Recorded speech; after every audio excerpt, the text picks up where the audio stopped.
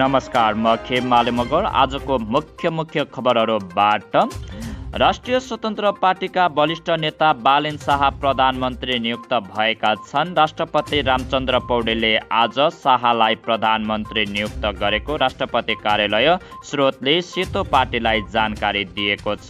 प्रधानमन्त्री शाहको शपथ आजै मध्याह्न हुने तयारी छ। राष्ट्रपति भवन शीतल निवासमा मध्याह्न 12:34 बजे प्रधानमन्त्री बालेनको शपथ ग्रहण कार्य तयारी भएको छ। राष्ट्रिय स्वतन्त्र पार्टीले हिजो संसदीय दलको नेतामा बालेन शाहलाई चयन गर्ने निर्णय गरेको थियो। समाचार सुन्दै गर्नुहोला। आजको यो छोटो रिपोर्टिङबाट म बिदा हुन्छु। सबैलाई नमस्कार।